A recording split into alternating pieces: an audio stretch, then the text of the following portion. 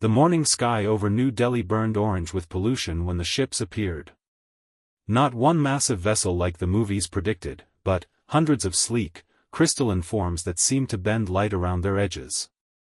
They descended through Earth's atmosphere without sound, without fire, without the dramatic entrance humanity had imagined for decades.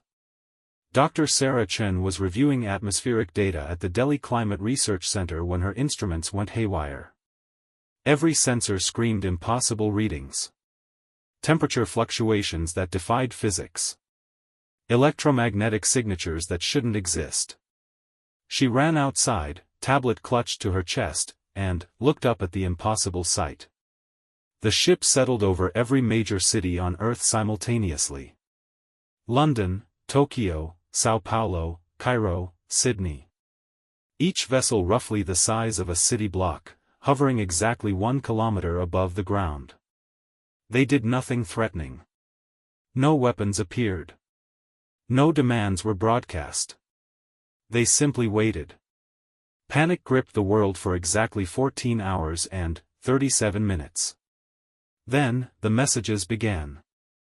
Not transmitted through radio waves or digital networks, but somehow placed directly into the minds of specific individuals.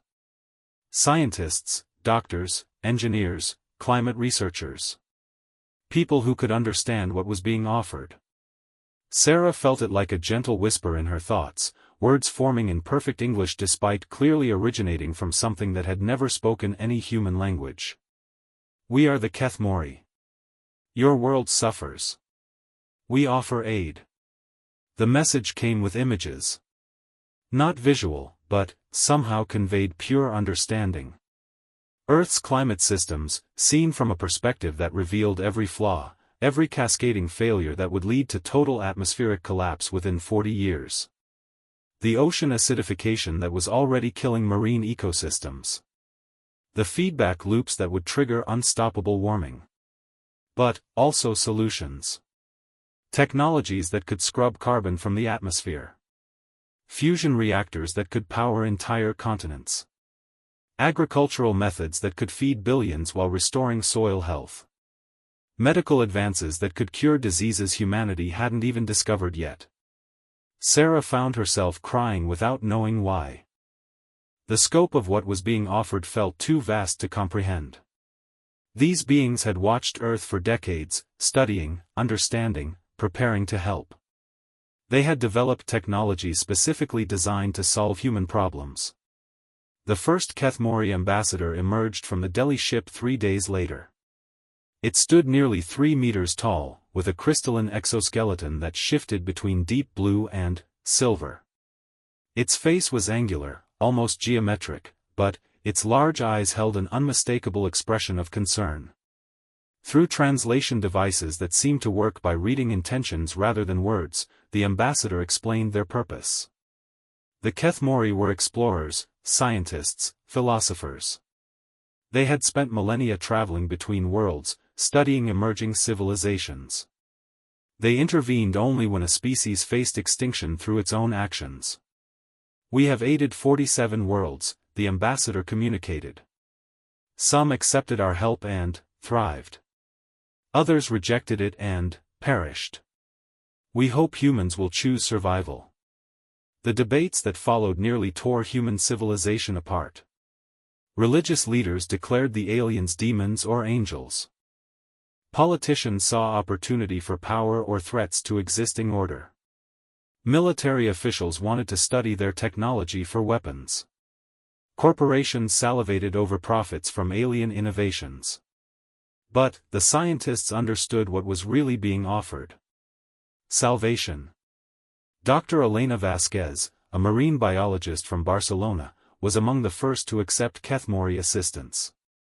The aliens had showed her how Earth's coral reefs could be restored using engineered organisms that would reverse acidification damage. Within weeks, dead reefs in the Caribbean began showing signs of recovery. James Morrison, an agricultural engineer from Iowa, learned how to modify crops at the molecular level without genetic manipulation. His test fields produced yields that seemed impossible while actually improving soil quality. Yuki Tanaka, a fusion researcher from Kyoto, worked alongside Keth-Mori scientists to build reactors that produced clean energy without radioactive waste. The first prototype powered all of central Japan using fuel derived from seawater. Each success bred more cooperation. Human scientists learned to see their world through alien eyes, understanding problems they had never recognized and solutions they had never imagined. The Keth-Mori, in turn, seemed fascinated by human creativity and adaptability. But not everyone embraced the alien presence. The Unity Coalition formed 6 months after first contact. Led by Senator Marcus Wright from the United States and Colonel Viktor Petrov from Russia, they claimed the aliens were preparing Earth for invasion. They pointed to historical examples of civilizations destroyed by contact with more advanced cultures. "These creatures want us dependent," Wright declared in a speech that reached 2 billion people. "They offer gifts today to make us slaves tomorrow. Humanity must stand alone or fall as free beings." The coalition's message resonated with millions. Protests erupted worldwide. Some turned violent. A Keth-Mori research facility in Brazil was bombed, injuring 3 alien scientists. A human researcher in Germany was assassinated for collaborating with invaders. The Keth-Mori response surprised everyone. Instead of retaliation or withdrawal, they increased their aid efforts. When Hurricane Martha devastated the Caribbean, alien ships arrived within hours, using technology that seemed to calm the storm itself. When earthquakes struck Chile, Keth-Mori medical teams treated thousands of injured humans with healing techniques that seemed miraculous. Sarah had been working with the aliens for 8 months when she witnessed something that changed her understanding forever. She was visiting a Keth-Mori laboratory ship, studying atmospheric processors that could convert industrial pollutants into breathable air. The alien scientists worked alongside human researchers, sharing knowledge with patience that seemed infinite. A young Keth-Mori named Veltar was explaining quantum atmospheric manipulation when alarms suddenly filled the ship. Through the transparent hull, Sarah saw coalition fighter jets approaching. They fired missiles without warning. The ship's defenses activated automatically, creating energy barriers that deflected the weapons harmlessly. But, instead of returning fire, the Keth-Mori captain opened communication channels. "We mean no harm," the alien transmitted to the attacking pilots. "Please cease hostilities. We are here to help your people." The jets attacked again. This time, the Keth-Mori ship's systems disabled their weapons and engines, forcing the pilots to eject safely. The aliens immediately deployed rescue teams to ensure no human was injured. Sarah watched Veltar treat a wounded pilot who had tried to kill him just minutes before. The alien's crystalline features showed no anger, only concern for the human's well-being. "Why?" Sarah asked. "He just tried to destroy this ship." Veltar paused in his medical work. "Your species fascinates us, Sarah Chen. You create beauty and destroy it equally. You reach for stars while poisoning your home. You show love and hatred in the same breath. This pilot acts from fear, not malice. Fear can be healed with understanding." The incident galvanized public opinion. Footage of Keth-Mori medics treating their attackers spread worldwide. Coalition support began fragmenting as people witnessed alien compassion firsthand. But, the damage was done. Trust, once broken, proved difficult to repair. Some nations banned alien presence entirely. Others welcomed it with open arms. Earth became divided between those who embraced the future and those who clung to the past. The Keth-Mori adapted with characteristic patience. They focused their efforts on regions and nations that welcomed their aid. Climate restoration projects flourished in cooperative zones while resistant areas continued deteriorating. Sarah watched the world transform around her. Coastal cities that had embraced Keth-Mori technology became models of sustainability. Atmospheric processors turned smog into clean air. Vertical farms fed millions while using a fraction of traditional agricultural space. Ocean restoration projects brought dead zones back to life.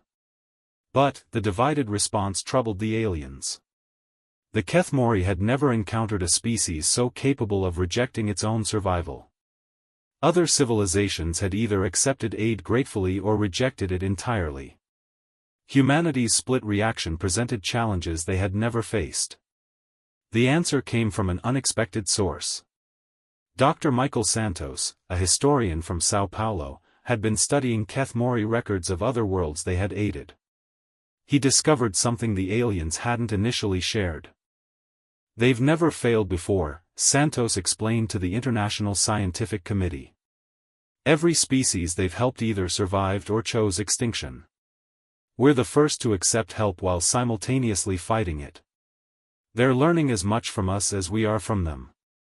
This revelation reframed everything. The Kethmori weren't just offering aid, they were engaging in an unprecedented experiment in interspecies cooperation.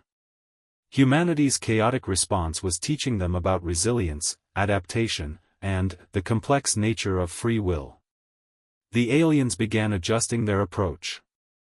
Instead of top-down technology transfers, they started grassroots education programs. Instead of grand gestures, they offered small demonstrations that individuals could understand and implement. Instead of trying to convince governments, they worked directly with communities. The results were remarkable. Village after village, town after town, people began experiencing the benefits of Kethmori knowledge firsthand. Farmers saw their crops thrive without chemicals. Fishermen watched dead waters return to life. Families breathed clean air for the first time in generations. Sarah found herself at the center of this transformation. Her climate research facility became a model for human Kethmori collaboration. Students from around the world came to learn atmospheric science from both species. The aliens learned human teaching methods while humans absorbed alien knowledge. One evening, as Sarah worked late in her laboratory, Veltar approached with a question that surprised her. "Sarah Chen, we have aided 47 worlds. All succeeded or failed within their first decade of contact. Your species has exceeded all our models. We must ask, what makes humans different?" Sarah considered the question carefully. She thought about the coalition's resistance and the grateful acceptance of aid. About humanity's capacity for both self-destruction and incredible achievement. About the way her own species could hate and love with equal intensity. "We're stubborn," she finally said. "When other species see overwhelming evidence, they accept it or reject it completely. Humans fight everything, even their own survival. We question, we doubt, we argue about everything. Even when we're dying, we'll debate whether the cure is worth taking." Veltar's crystalline features shifted in what Sarah had learned was amusement. "This stubbornness, as you call it, appears to be your greatest strength. Other species we aided became dependent on our technology. Humans take our gifts and improve them. You argue with our methods and discover better ones." It was true. Human scientists hadn't simply adopted Kethmori technology, they had modified it, combined it with human innovations, and created hybrid solutions that surpassed both species' original capabilities. The atmospheric processors now incorporated human materials science. The fusion reactors used human safety protocols that the aliens adopted for their own systems. As the first year of contact ended, Sarah realized they were witnessing something unprecedented in galactic history. Not just first contact, but the birth of true interspecies collaboration. The Kethmori had offered aid, but humanity was transforming that aid into something entirely new. The coalition still existed, still preached resistance and independence. Climate change still threatened the planet. Political tension still divided nations and peoples. But, for the first time in human history, the species had allies who genuinely wanted to help them survive and thrive. Standing in her laboratory, watching human and alien scientists work side by side on technologies that could save the world, Sarah felt something she hadn't experienced in years: hope. Real, tangible hope for the future. The Kethmori had aided humanity once. Now, perhaps, humanity could return that favor by showing them something they had never seen before, a species that could accept help while maintaining its independence, that could change while staying true to itself. The real work was just beginning. 5 years after first contact, the world had divided into zones of cooperation and resistance. The International Cooperation Zone stretched across most of Europe, Eastern Asia, and parts of South America where human Kethmori collaboration flourished. The Sovereignty Territories, led by the Unity Coalition, maintained strict isolation from alien influence across much of North America, Russia, and several African nations. Dar. Sarah Chen stood on the observation deck of New Geneva's Atmospheric Processing Center, watching the city's skyline shimmer through perfectly clean air. Below her, the urban landscape had transformed into something that seemed pulled from science fiction. Vertical gardens climbed every building, their genetically enhanced plants scrubbing toxins while producing food. Transport pods glided silently along magnetic rails, powered by fusion cells no larger than briefcases. The Rhone River ran crystal clear, its ecosystem restored by Kethmori biotechnology. But, what impressed Sarah most wasn't the alien technology. It was how humans had improved it. The atmospheric processors originally designed by the Kethmori had been efficient but inflexible. Human engineers had added modular components that could adapt to different climates and pollution types. Dr. Lisa Park from Seoul had developed neural networks that allowed the processors to learn and optimize their performance automatically. The hybrid systems now operating worldwide were 30% more effective than their original designs. The student teaches the teacher, Veltar commented, joining Sarah at the observation window. The Kethmori scientist had become her closest alien colleague, their partnership yielding breakthrough after breakthrough in climate restoration technology. Sarah smiled. We've always been good at taking things apart and putting them back together differently. Sometimes better, sometimes worse, but always different. Veltar's crystalline features displayed what Sarah had learned was deep contemplation. Our people are fascinated by human modification patterns. We design for perfection and efficiency. Humans design for adaptability and improvement. Your fusion reactors now exceed our theoretical maximums because you refuse to accept our safety limitations. It was true. Human engineers had looked at Kethmori fusion technology and immediately started questioning every assumption. Why limit plasma temperatures when better containment was possible? Why use only helium-3 when hybrid fuel cycles could be more efficient? Why build reactors underground when orbital installations could serve entire continents? The results spoke for themselves. The cooperation zone enjoyed unlimited clean energy. Massive desalination plants turned seawater into fresh water for agriculture and consumption. Industrial replicators, based on Kethmori molecular assembly technology but enhanced with human manufacturing techniques, produced everything from medicine to spacecraft components with zero waste. But the true breakthrough had come from an unexpected collaboration between human artists and Kethmori philosophers.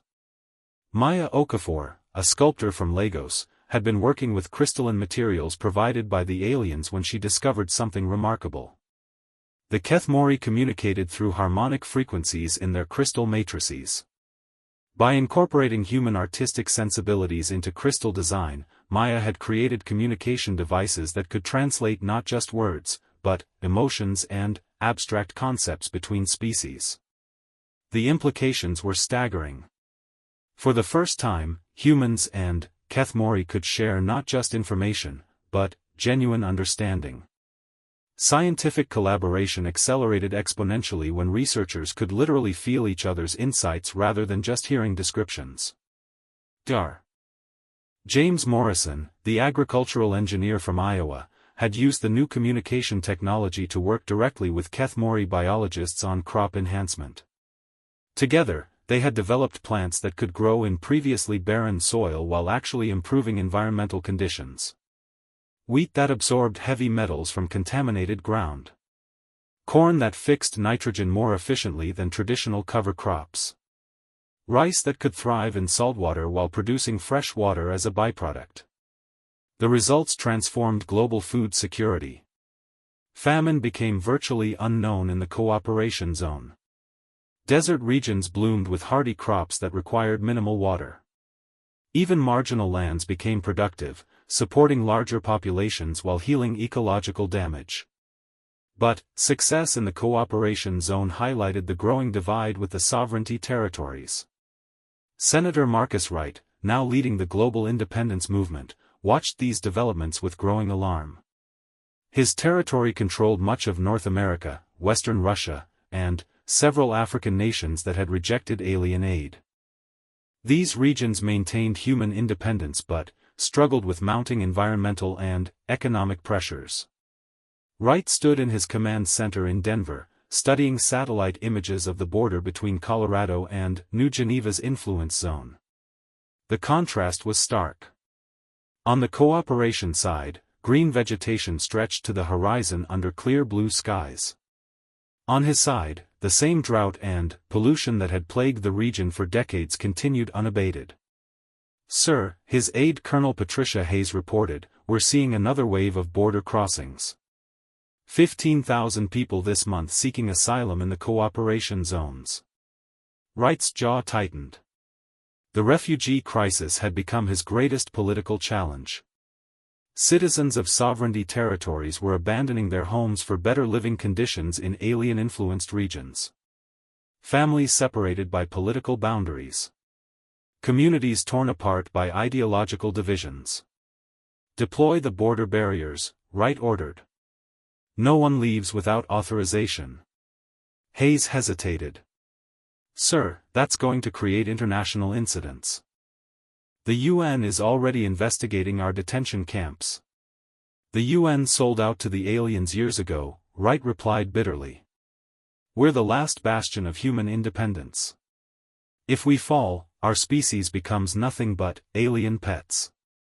But, even Wright's most loyal supporters were beginning to question the sustainability of total isolation. The sovereignty territories faced cascading environmental collapse. Ocean acidification had destroyed their coastal fisheries. Prolonged droughts devastated agriculture. Air pollution reached levels that caused widespread health crises. Wright had tried to develop human-only solutions, pouring resources into traditional technologies. Nuclear power, solar panels, wind turbines, chemical agriculture. But these approaches couldn't scale fast enough to address planetary-scale problems. While the cooperation zone reversed decades of damage in just a few years, the sovereignty territories continued deteriorating. The crisis came to a head when Hurricane Catherine struck the Gulf Coast. The storm represented a new class of weather system, born from the superheated oceans that climate change had created. Wind speeds exceeded 300 kilometers per hour. Storm surge reached 15 meters high. Traditional forecasting models predicted total devastation across the entire Texas-Louisiana coastline.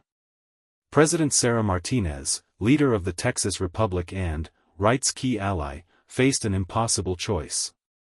Hurricane Catherine would kill millions and destroy entire cities. The Keth Mori had offered emergency aid, their weather modification technology capable of reducing the storm to manageable levels. Wright flew to Austin for emergency consultations. "If we accept alien help now, we lose everything we've fought for," he argued. "Our independence, our humanity, our future as a free species." Martinez stood at the window of her office, watching the darkening sky. "Marcus, I've got 12 million people in the storm's path. You're asking me to let them die for political principles. I'm asking you to save them as humans, not as alien subjects." "With what?" "Our emergency response systems can evacuate maybe half the population. Our shelters can't withstand Category 6 winds. Our hospitals don't have treatment for the diseases these storms bring." Wright had no answer. Traditional human technology simply couldn't address the scale of modern climate disasters. The debate raged for 6 hours while Hurricane Catherine approached the coast. Finally, Martinez made her decision. "I won't sacrifice my people for ideology. I'm accepting Kethmori emergency aid." The alien response was immediate and spectacular. 3 massive Kethmori vessels emerged from the Gulf of Mexico, their hulls gleaming with energy fields that seemed to bend reality around them. They positioned themselves in the hurricane's path and began broadcasting harmonic frequencies that disrupted the storm's rotation. Hurricane Catherine didn't dissipate instantly.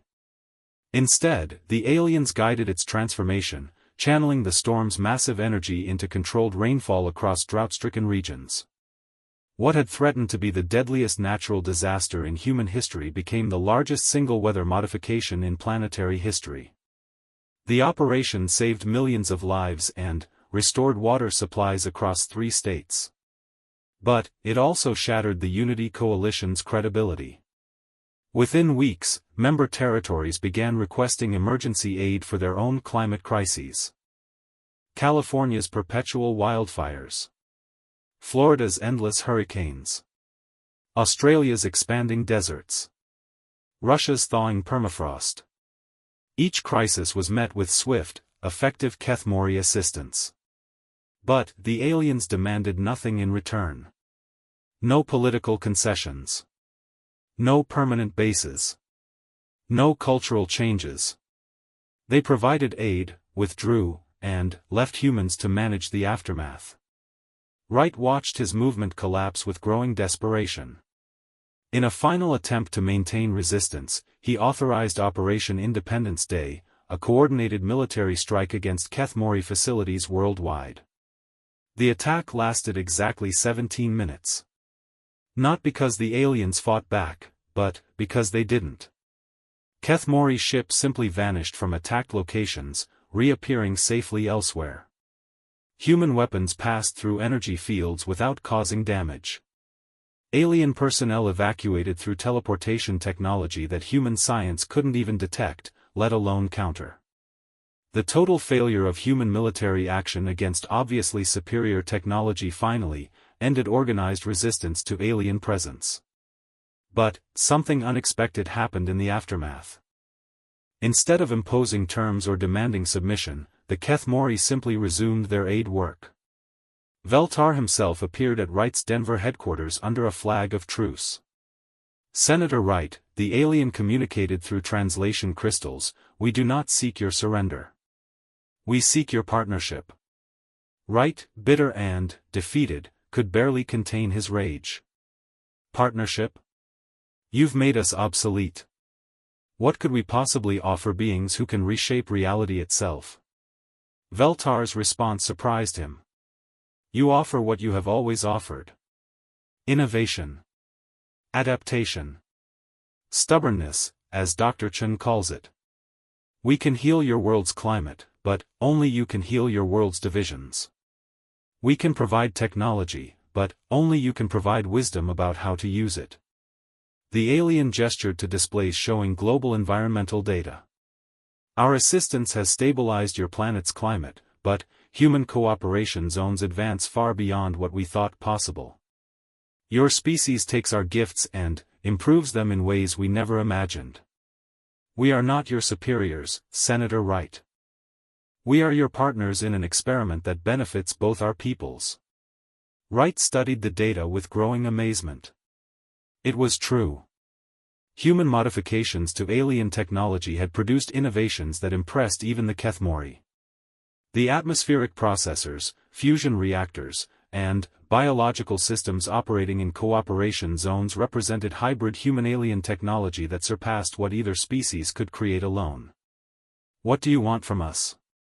Wright asked quietly. "What we have always wanted. Survival. Yours and ours. We are an ancient people, Senator Wright. Our civilization spans millennia, but it has grown stagnant. Your species reminds us what growth feels like. What discovery means. What it means to reach beyond what seems possible." Wright considered this revelation. The mighty Kethmori, with their reality-bending technology and millennial wisdom, had grown complacent. They had perfected their science and culture to the point where new discoveries became rare. Humanity's chaotic creativity was teaching them how to evolve again. "You're saying we helped you as much as you helped us?" "More than helped," Veltar confirmed. "You have transformed us." Kethmori scientists now question assumptions we held for centuries. Our engineers design for adaptability rather than perfection. Our philosophers study human art and discover new ways to understand existence itself. Wright felt his worldview shifting. The relationship between humanity and the Kethmori wasn't conquest or charity.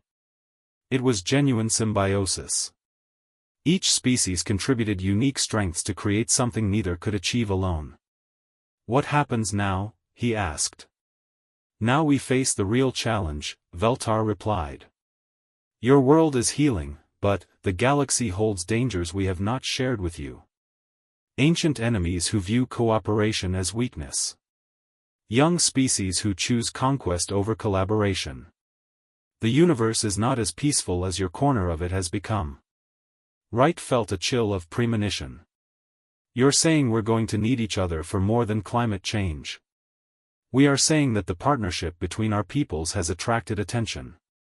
Some beings in the galaxy do not appreciate the innovations our collaboration has produced.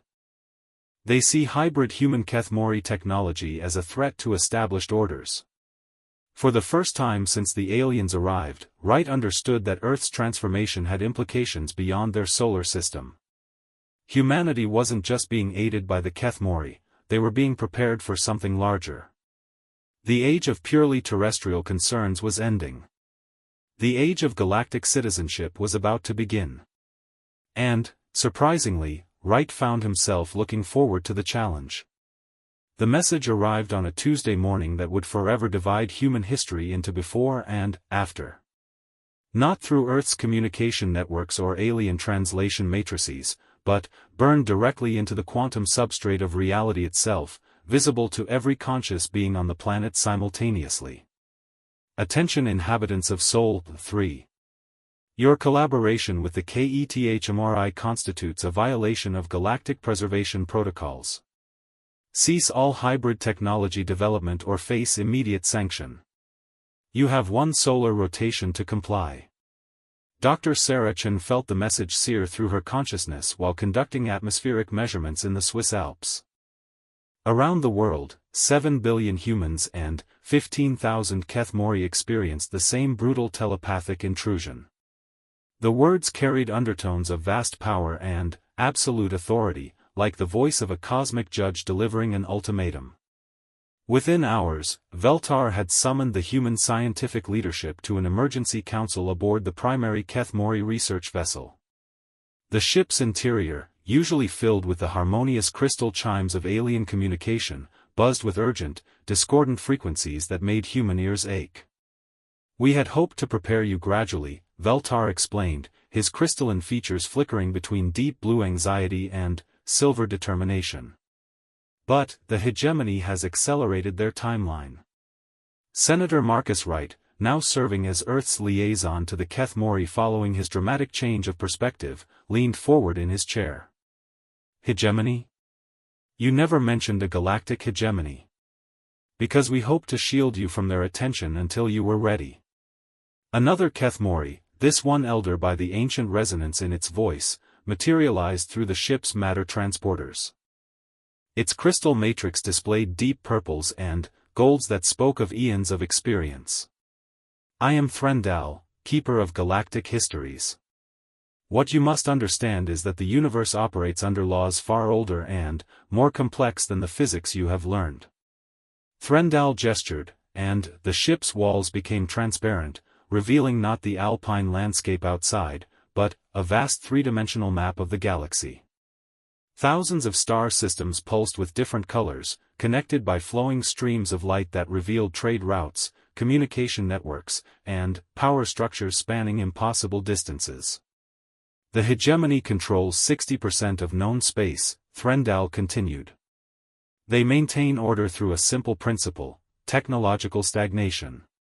Species are allowed to develop to a certain point, then, frozen at that level forever.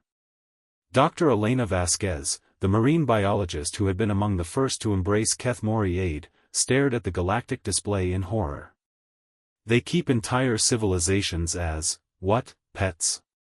Specimens, Veltar corrected grimly. The hegemony believes that unrestricted technological advancement leads to universal catastrophe. They point to the void wars of the previous galactic epoch, where advanced civilizations nearly destroyed reality itself, as justification for their policies. Sarah studied the map, noting patterns in the color coding. How many free civilizations remain? Perhaps 24 out of 10,000 known species, Threndal replied. The Keth Mori maintain independence through mobility. We are nomads, researchers, philosophers. We pose no territorial threat to hegemony interests. Until now, Wright observed. Until now, Veltar agreed. Your species changes everything. Humans don't just adopt technology, you transform it into something unprecedented. Our hybrid innovations exceed both species' previous capabilities. This represents evolutionary advancement, which the hegemony considers an existential threat. The implications hit Sarah like a physical blow. They're not trying to stop us from getting alien technology. They're trying to stop us from creating new technology. Precisely.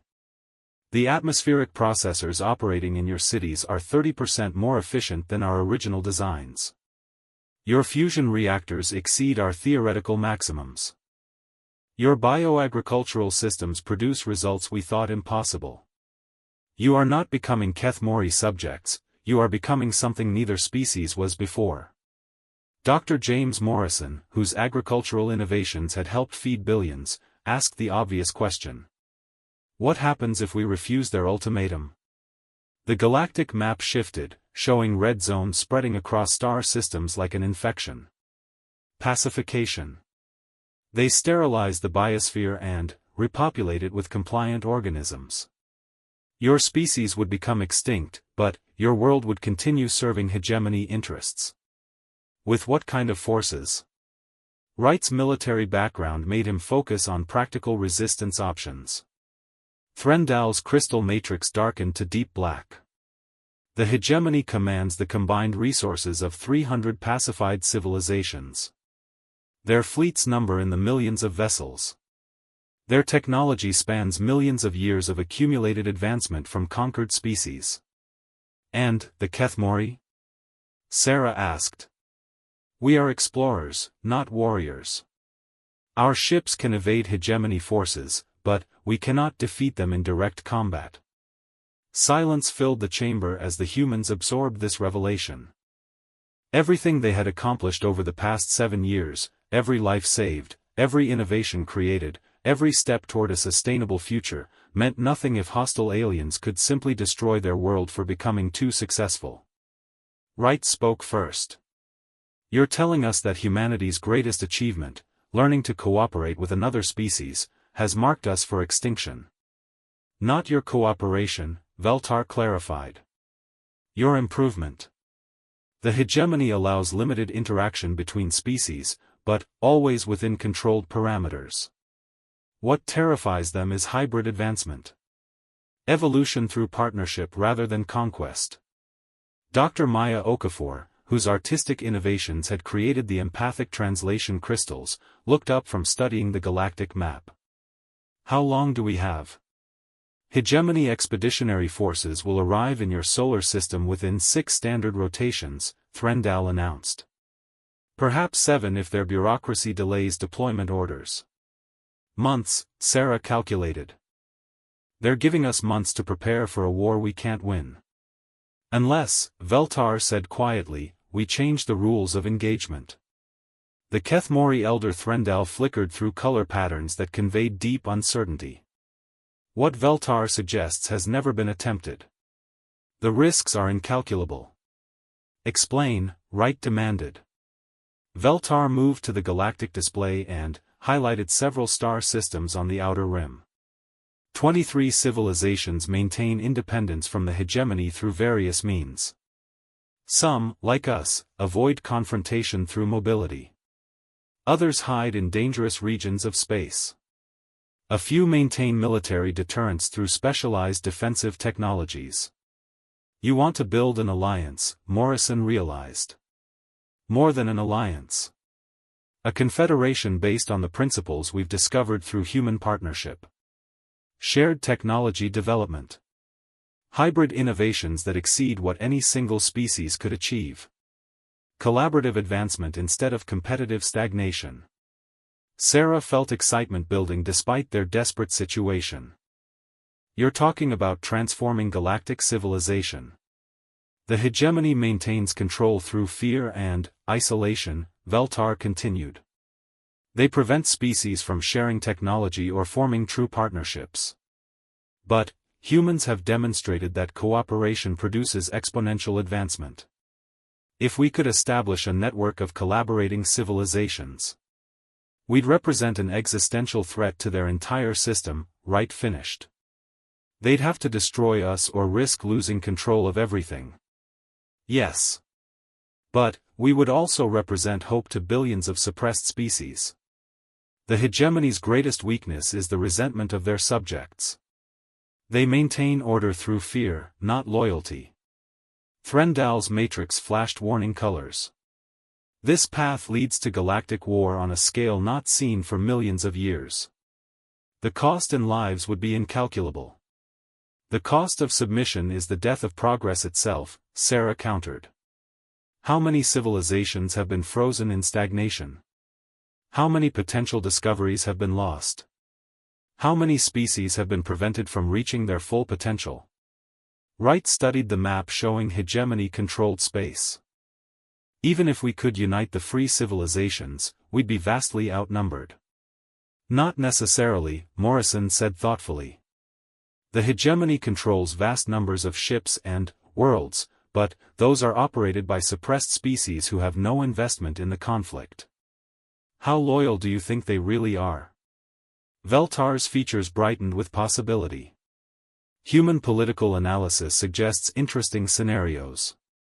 If we could demonstrate successful resistance, we could trigger widespread rebellion, Wright agreed. Classic asymmetric warfare principles. Small, motivated forces can defeat large, unmotivated ones if they can inspire broader uprising. But, first we need to survive their initial assault, Sarah pointed out. Even if the suppressed species eventually rebel, we have to last long enough for that to matter. Threndal generated new displays showing Earth's current defenses. Your world has no military spacecraft. No energy shields. No gravitational weapons. Against hegemony technology, your planet would be helpless. Our planet, maybe, Morrison said slowly. But, what about hybrid technology?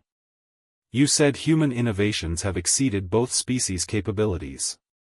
What could we accomplish if we had months to collaborate with military applications in mind? The question hung in the chamber like a challenge. For 7 years, human Kethmori cooperation had focused on healing and progress. Climate restoration, medical advancement, agricultural innovation. But, the same principles that had produced unprecedented peaceful technologies could theoretically be applied to unprecedented military ones. We would need to mobilize your entire global industrial capacity, Veltar warned. Every fusion reactor, every matter compiler, every research facility. The hybrid technologies we could develop would require resources on a planetary scale. More than that, Wright added. We'd need to unify human civilization completely. No more sovereignty territories or cooperation zones. Every nation, every corporation, every individual working toward the same goal. Sarah looked around the chamber at the faces of humans and aliens who had become partners, friends, family. 7 years ago, she had been a climate researcher watching her world die. Now she was potentially planning the defense of human independence against galactic tyranny. What choice do we really have? She asked. Submit to perpetual stagnation or fight for the right to keep growing? The answer came not from the humans or Keth Mori in the chamber, but from the ship's communication systems. Messages were flooding in from every major city on Earth. Scientists, engineers, artists, farmers, soldiers, teachers. All asking the same question: how can we help? The telepathic ultimatum had been intended to terrify humanity into submission. Instead, it had unified the species around a common cause for the first time in their history. Not just survival, but the survival of progress itself. Veltar displayed global communication patterns on the chamber's screens. Your entire species is mobilizing voluntarily. This response rate is unprecedented in our experience with emerging civilizations. Because they understand what's at stake, Wright observed. Not just our lives, but our future as a free people. Threndal's ancient crystals resonated with something that might have been admiration. Perhaps there is hope after all. But the challenges ahead will require innovations beyond anything yet achieved. Sarah stood, feeling the weight of her species' future settling on her shoulders. Then, we'd better get started. We have less than 7 months to accomplish what no civilization in galactic history has ever managed.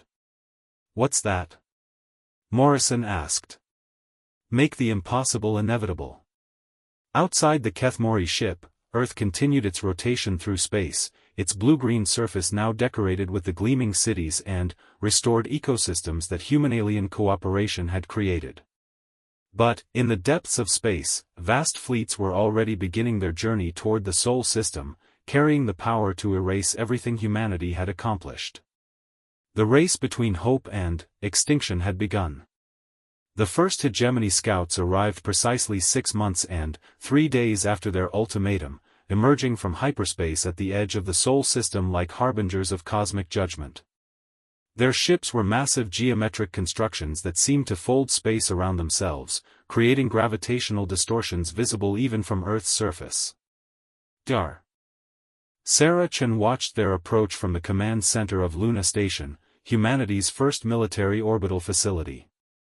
Built in just 5 months through unprecedented global cooperation and hybrid human Keth Mori technology, the station represented everything the hegemony sought to prevent: rapid advancement through interspecies collaboration.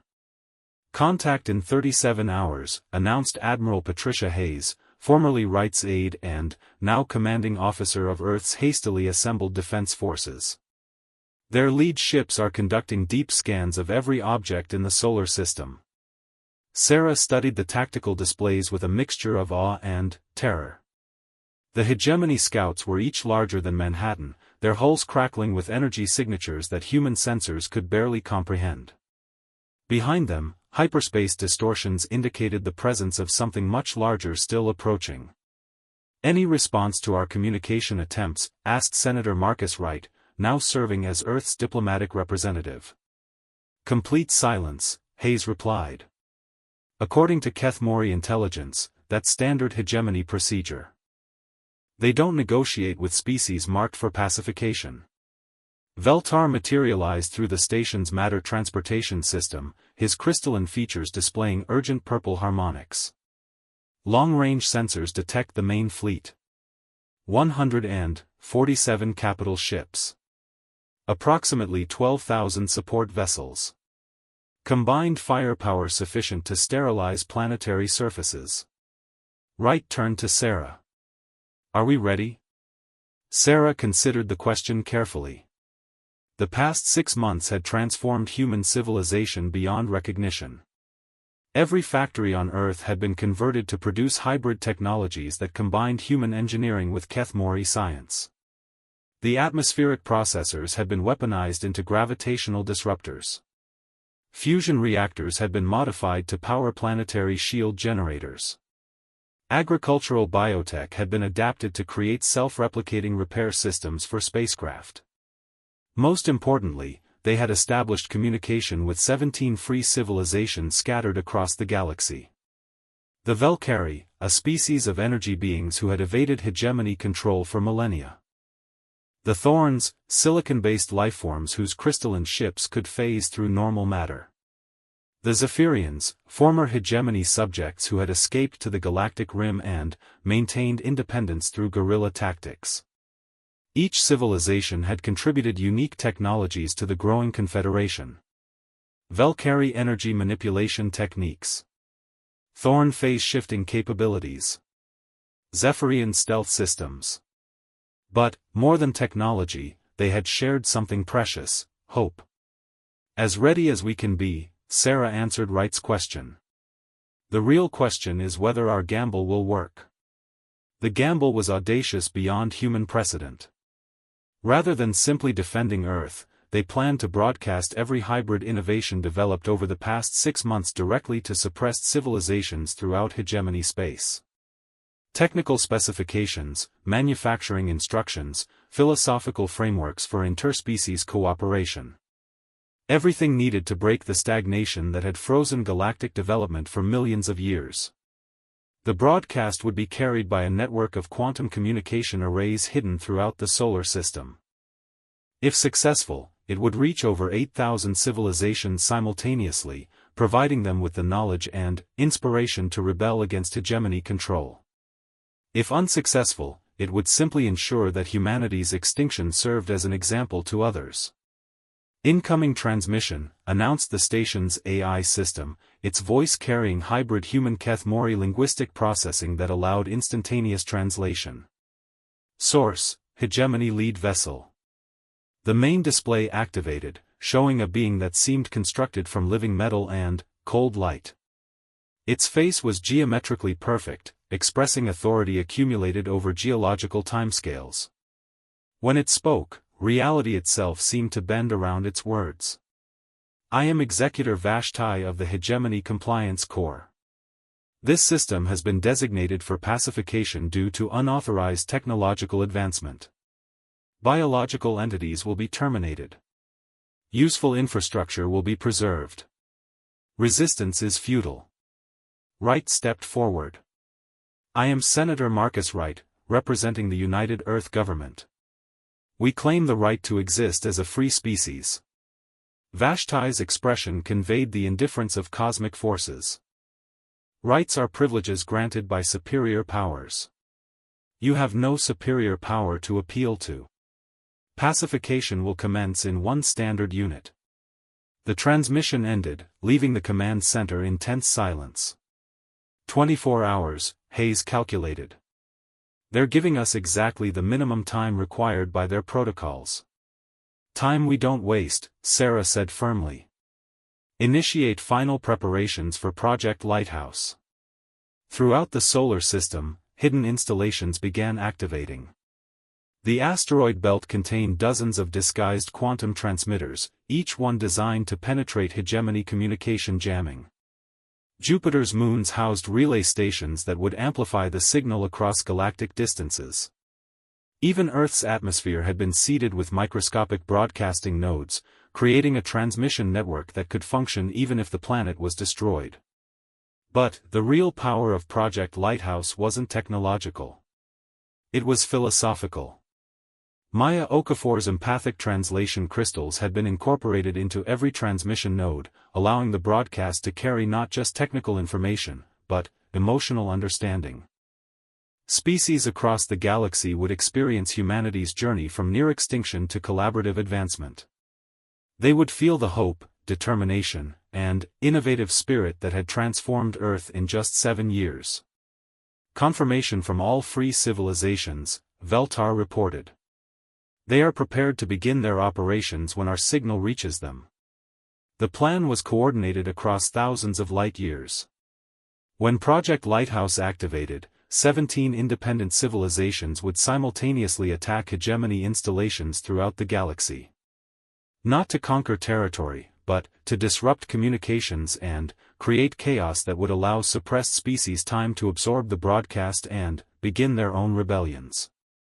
Sir, a technician announced, we're detecting massive energy buildups from the hegemony fleet.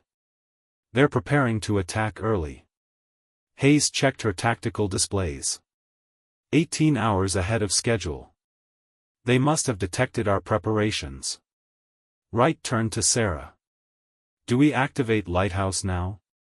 "Not yet," she replied, studying the approaching enemy formation. "We need them to commit to the attack. If they can withdraw and regroup, they might find ways to counter our transmission network." It was a desperate calculation. Allow the hegemony to attack Earth in order to ensure they couldn't prevent the galactic broadcast. Risk human extinction to guarantee that other species would have the knowledge needed for freedom. The hegemony fleet advanced with inexorable precision.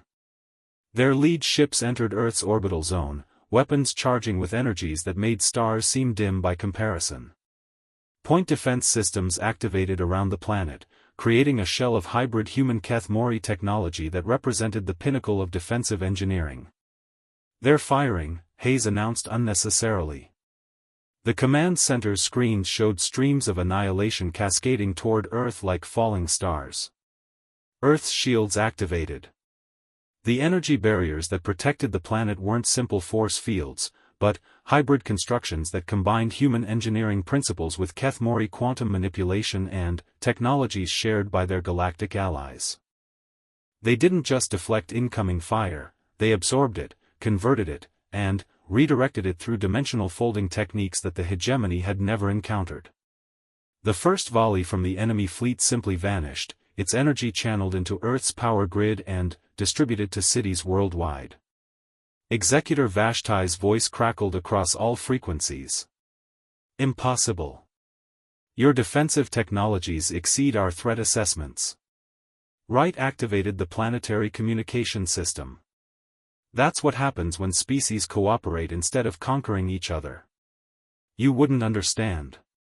The hegemony response was swift and brutal. Their entire fleet opened fire simultaneously, creating an energy storm that should have cracked the planet's crust. Instead, Earth's hybrid shields converted the assault into the largest power surge in human history. "Now," Sarah commanded. Project Lighthouse activated. Across the solar system, quantum transmitters engaged their broadcasts simultaneously. Technical specifications for hybrid technologies flooded subspace communication networks. Manufacturing instructions for advanced systems spread through hegemony-controlled space faster than light. Most importantly, the emotional resonance of human Keth Mori cooperation touched the consciousness of billions of suppressed beings. On worlds throughout the galaxy, civilizations that had been frozen in technological stagnation for millions of years suddenly possessed knowledge that exceeded their oppressors' capabilities. More than knowledge, they possessed hope. The understanding that cooperation could triumph over conquest. That advancement was still possible. That freedom was worth fighting for. The response was immediate and overwhelming. Executor Vashti's perfect features displayed something Sarah had never seen on a hegemony representative: fear. "What have you done?"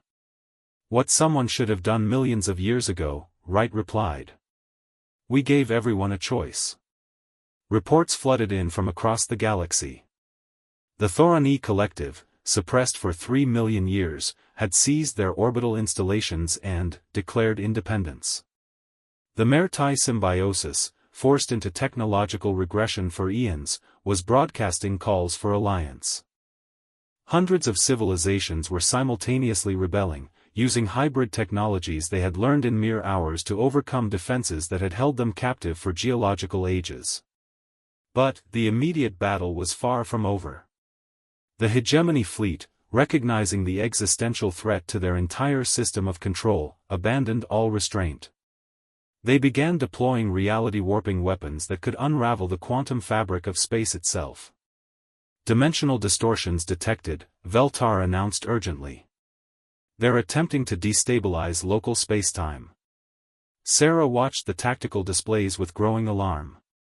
The hegemony was willing to destroy the Sol system entirely rather than allow the rebellion to spread further. "All human vessels, engage Pattern Omega," Hayes commanded. This was humanity's final gamble. Instead of trying to defeat the hegemony fleet through conventional warfare, they would demonstrate the ultimate expression of cooperative advancement. Around Earth, thousands of small spacecraft emerged from hidden positions. Not warships, but research vessels, transport craft, and converted civilian ships crewed by volunteers from every nation on the planet. Each one was equipped with hybrid technologies that had been impossible just months earlier. They didn't attack the hegemony fleet. Instead, they began linking their systems together through quantum entanglement networks, creating a collective intelligence that spanned the entire solar system. The effect was instantaneous and extraordinary. Human creativity, Kethmori wisdom, and technologies from 17 allied civilizations merged into a unified consciousness capable of innovations that no single species could achieve. In real time, they developed countermeasures to hegemony reality weapons. They created dimensional stabilizers that prevented space-time manipulation. They generated gravitational fields that turned the enemy's own mass against them. But, most importantly, they broadcast everything they discovered directly to their allies across the galaxy. Executor Vashti's fleet found themselves facing not just Earth's defenses, but the accumulated innovation of thousands of species suddenly, freed from technological limitations. Weapons that had subdued civilizations for millions of years became obsolete within hours as hybrid countermeasures spread faster than any fleet could travel. "This is impossible," Vashti transmitted. "Technological advancement requires millions of years of careful development. Species cannot simply, species can't," Wright interrupted. "But, civilizations can. When everyone shares everything, advancement becomes exponential." The final hegemony assault came with desperate fury. Vashti's remaining ships deployed their most ancient weapons, technologies that had been old when the galaxy was young. Matter conversion bombs that could transform planets into energy. Consciousness disruption fields that could erase the thoughts of entire species. Time distortion weapons that could age star systems into dust. Humanity's response was characteristically audacious. Instead of defending against these cosmic-scale weapons, they absorbed them. The hybrid technologies developed through interspecies cooperation had reached a point where they could literally convert any form of energy or matter into useful resources. Matter conversion bombs became raw materials for construction. Consciousness disruption fields were transformed into communication networks. Time distortion weapons were redirected to accelerate beneficial processes across the solar system. The hegemony fleet, having exhausted their arsenal against an enemy that converted every attack into advancement, found themselves defenseless against the very technologies they had sought to prevent. "Surrender," Wright transmitted to the surviving hegemony vessels. "Your ships are welcome to land on any world in our system. Your crew members are welcome to join the Confederation. Your knowledge is welcome to contribute to galactic advancement." It was an offer no human would have imagined making just 7 years earlier. Forgiveness for would-be genocidists. Partnership with former enemies. Cooperation extended even to those who had sought to impose eternal stagnation. Executor Vashti's response came after a long silence, his voice carrying undertones of confusion that his species had not experienced for millions of years. "You offer alliance to those who came to destroy you?" "We offer evolution," Sarah replied. "The chance to grow beyond what you've always been. To discover what you could become through cooperation instead of control." Across the galaxy, the rebellion had succeeded beyond their wildest projections. Not through military conquest, but through the infectious spread of hope and knowledge. Civilizations that had been subjects for eons were declaring independence and forming alliances. The hegemony's million-year reign of stagnation was crumbling in a matter of days. But, perhaps more importantly, those same civilizations were beginning to share their own innovations with the growing Confederation. Ancient wisdom from elder races. Unique perspectives from exotic lifeforms. Technologies that no one species could have imagined alone. Status report from all sectors, Hayes requested. The responses painted a picture of transformation on a galactic scale. The Thorns were sharing phase-shifting technology with newly liberated worlds. The Zephyrians had established communication networks that connected rebel civilizations across thousands of light-years.